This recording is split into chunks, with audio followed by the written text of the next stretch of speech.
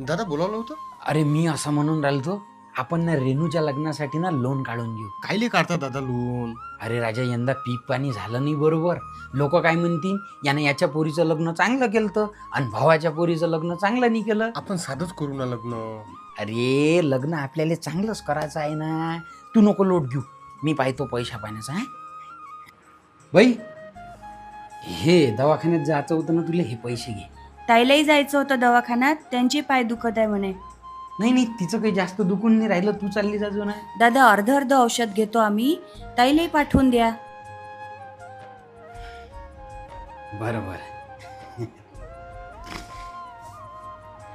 हे घे रे, ती चप्पल फाटली होती ना, घेऊन येतो. राहू द्या, दादाने दिली मला त्याची चप्पल, झाली व्यवस्थित, होते ऍडजस्ट.